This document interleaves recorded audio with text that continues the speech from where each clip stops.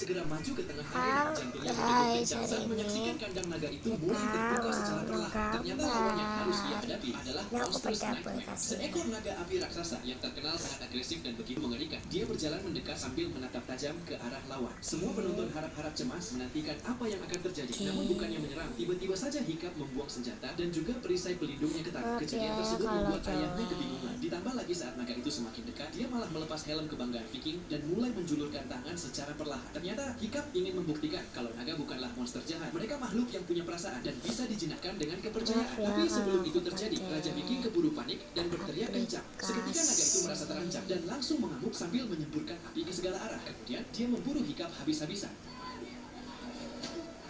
Di saat yang sama, Night Fury yang berada di hutan tiba-tiba terbangun karena nalurinya mengatakan kalau sahabatnya sedang dalam bahaya. Naga hitam itu terbang secepat mungkin menuju arena. Di tengah kekacauan yang makin tak terkendali, Raja Viking berusaha mengangkat gerbang demi menyelamatkan putranya. Akan tetapi, naga api tak tinggal diam dan dengan cepat menutup jalan tersebut. Hiccup yang sudah terdesak akhirnya berhasil dijatuhkan dan langsung dicengkram. Saat Hiccup akan disembuh, tiba-tiba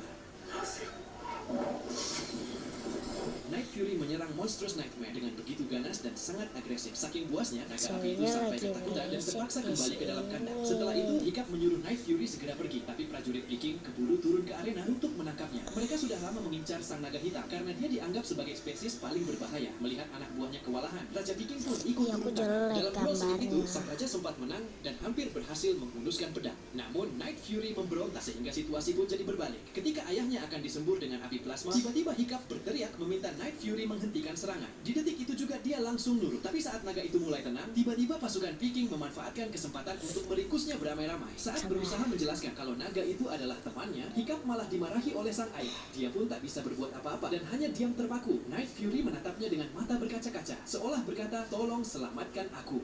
Untuk menjadi seorang Viking sejati, pemuda ini harus Ini adalah kereta yang dirancang khusus untuk mengangkut roh, tapi tidak ada satupun penumpang di dalamnya. Setiap kali waktu pulang kerja tiba, masinis merasa putus asa. Tapi itu bukan salahnya, karena dari arah berlawanan datanglah sebuah bus mewah, dan semua roh berpindah ke bus itu. Saat itu, gua ketika nggak berangkat sekolah karena sakit. Paginya, siangnya, wadah gelas plastik setelah selesai gua minum. Ketika gua diajakin ngobrol sama teman pas naik motor, kerja bagus. aku tanpa alasan yang jelas setiap kali memegang sisir.